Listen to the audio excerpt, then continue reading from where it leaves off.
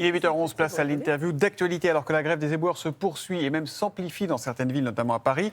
Julia, vous recevez l'un d'entre eux qui s'est notamment fait remarquer sur TikTok. Il s'appelle Ludovic Franséché. Bonjour et bienvenue à vous. Bonjour Ludovic Franséché, merci d'être avec nous ce matin. Alors on va parler de la grève des éboueurs puisque depuis 3 semaines, les éboueurs sont en grève contre la réforme des retraites. Alors jusqu'alors, un éboueur partait à la retraite à 57 ans car vous avez un régime spécial. Mais avec cette réforme, votre départ à la retraite va donc être prolongé de 2 ans. Ça veut dire que vous partiriez à la retraite à 59 ans.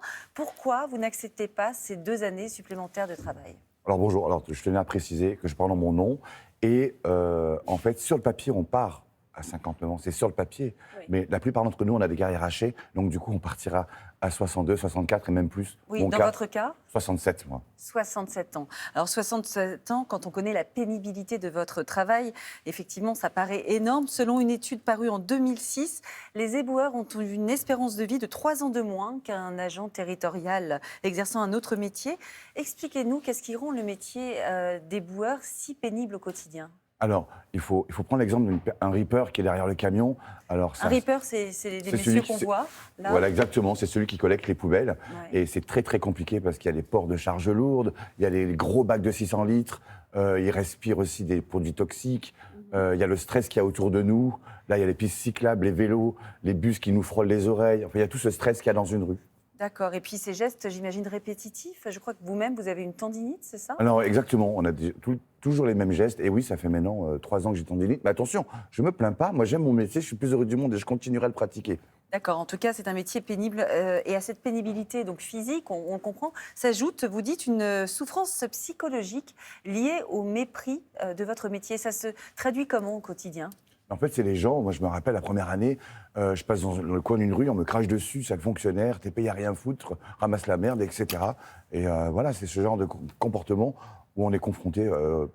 Heureusement, pas régulièrement, Oui, mais ça arrive. Ça arrive, c'est-à-dire que ce sont des métiers qui ne sont pas assez respectés. Exactement. Vous dites que les gens ne vous voient pas, que vous faites partie de ces professions dites invisibles. Pourtant, on est en jaune. Hein. Pourtant, on vous voit de loin, normalement, mais peut-être que les gens n'ont pas envie de vous voir. C'est quoi le problème ? Et surtout, pourquoi vous faites grève ? Est-ce que c'est justement pour que cette profession invisible soit enfin vue par le plus grand nombre et considérée pour ce que vous faites ? Là, on ne nous voit pas, mais maintenant, on sait qu'on existe, en tout cas, parce que sur les trottoirs, ça se ressent et ça se voit.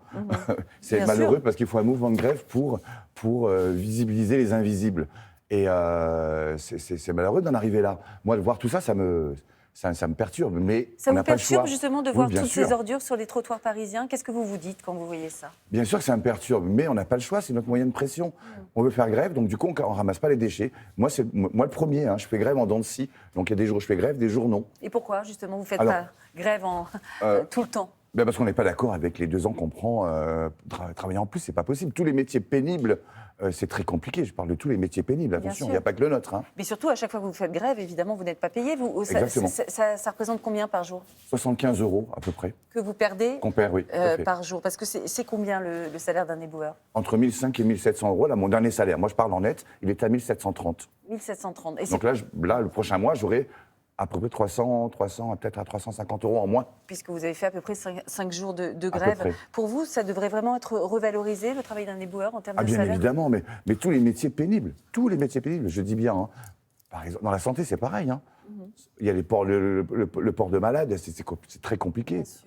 Alors, seulement 5 à 6% d'entre vous sont en grève. Comment vous expliquez que finalement, il n'y ait pas plus d'éboueurs en grève ? C'est un problème d'argent, justement ? Oui, exactement. C'est le que côté ça ? financier. Exactement, c'est le côté financier. On n'est pas d'accord à travailler 2 ans. Mais qui peut être d'accord avec cette réforme ? C'est pas possible de travailler 2 ans en plus. Quand est-ce qu'on va profiter de notre vie ? Oui. Pour vous, c'est ça le sujet, Oui. c'est la pénibilité au travail. Et Exactement. quand on a beaucoup travaillé et de manière pénible comme ça, de nombreuses années, il faut Exactement. pouvoir en profiter plus tôt. Ah mais bien sûr, mais bien évidemment. Là, on ne voit pas notre famille, on est toujours au travail, tout le temps. Donc à un moment donné, il faut... et puis aussi, pour faire du bon travail, il faut être en bonne santé. Bien sûr. Donc aller aussi loin, on ne sera pas aussi performant que ce que l'on est maintenant. Et pourtant, vous l'aimez, votre métier. Ah, moi, j'aime mon métier et je le ferai jusqu'au bout, dans tous les cas. Vous le ferez, mais vous voulez quand même éviter ces années Bien qui sûr. peuvent être délétères pour votre santé, on l'a compris. Alors, vous l'avez vu, certains éboueurs du secteur privé ont rejoint le mouvement depuis hier soir pour une durée illimitée. À votre Enfin. avis, enfin, oui, vous attendiez du renfort ? Ben oui, il faut. De toute façon, il y en a quelques-uns qui étaient déjà en grève, mais il en faut beaucoup plus. Parce que cette réforme, elle concerne tout le monde. Il n'y a pas que le public. Hein. On crache sur le public, mais il y a aussi tout le monde, en fait. Exactement. Et pour vous, ce mouvement de grève pourrait prendre fin à quelles conditions? Qu'est-ce qui ferait que vous arrêteriez justement de prendre des jours de faire la grève? Ben là, il faut ouvrir le dialogue et puis vraiment négocier sur cet âge de départ. C'est pas possible, ça, vraiment pas. C'est l'âge. Oui, oui, complètement. L'aspect Bien sûr. bloquant. Alors, vous êtes éboueur, mais vous êtes aussi une star des réseaux sociaux, notamment sur TikTok, où vous avez presque 300 000 abonnés. Vous partagez sur ce réseau votre quotidien d'éboueur. Est-ce que c'était quoi l'idée? C'était justement de rendre visible votre métier? C'était pourquoi cette surexposition sur les réseaux? Mais en fait, c'était un jour, on nous a insultés derrière le camion, au cul du camion, pardon. Et du coup, j'ai dit à mon collègue, c'est pas possible, il faut qu'on montre notre métier pour que les gens changent. Et j'ai fait une vidéo, donc avec des photos, un montage vidéo, etc. Et elle a fait 345 000 vues.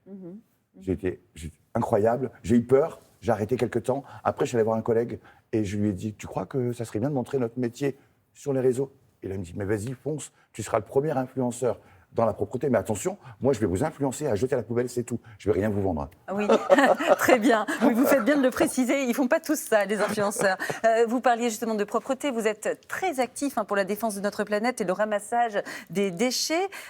Justement, quand ces poubelles débordent, on est à quasiment 10 000 tonnes d'ordures qui jonchent les trottoirs. Est-ce que ça vous fait mal au cœur, sincèrement? Vous qui êtes... parce qu'on peut avoir peur de la prolifération des rats. Est-ce que vous comprenez ces Parisiens, à un moment donné, qui se disent que ça devient délétère et dangereux pour notre santé? Bien sûr que je comprends les Parisiens. Et la propreté, c'est vital. Et bien évidemment, moi, je prône une planète propre. Mais le conflit, à un moment donné, il va s'arrêter. Parce qu'on aura trouvé, j'espère en tout cas, qu'on va aller dans le bon sens. Et la propreté va reprendre ses droits. Après, il faudra continuer, il faudra arrêter toutes ces incivilités-là. Ça me met hors de moi à chaque fois. Alors, vous avez un beau projet concernant la propreté. Vous avez dit, je vais faire Paris-Marseille à pied, justement pour sensibiliser au ramassage des déchets. Et racontez-nous comment ça va se passer. C'est à partir de cet été, c'est ça? Alors, exactement ça. On partira de Notre-Dame de Paris, le point zéro, le 1er août. On va faire 800 km pendant 53 jours. On va passer dans 14 villes, grandes villes. Et vous allez ramasser tous les déchets, exactement, c'est ça, avec le roussac. parcours? Moi, je suis avec un roussac et on va pincer les déchets qu'il y a au bord de route. Voilà, ça va être incroyable. Est-ce que je peux parler un tout petit peu d'une cagnotte que j'ai mis en ligne? Allez-y. Parfait. On peut vous aider, c'est ça? Voilà, exactement. Alors, toutes celles et ceux qui aiment ce projet Paris-Marseille, vous pouvez nous aider sur mes profils. Il y a une cagnotte qui s'appelle Ulule. D'accord. Juste cliquez dessus et après, vous pouvez faire des dons de 1 euro à ce que vous voulez. Ou si vous ne pouvez pas, partagez le lien, tout simplement. Et ça va nous aider. Et ça va vous aider à financer ce ramassage de Paris à Marseille. Merci beaucoup, Ludovic Franséché. Merci d'avoir été avec nous. Et merci pour votre témoignage. Je rappelle votre TikTok. Vous êtes très actif. Il vous manque quelques abonnés pour atteindre les 300 000.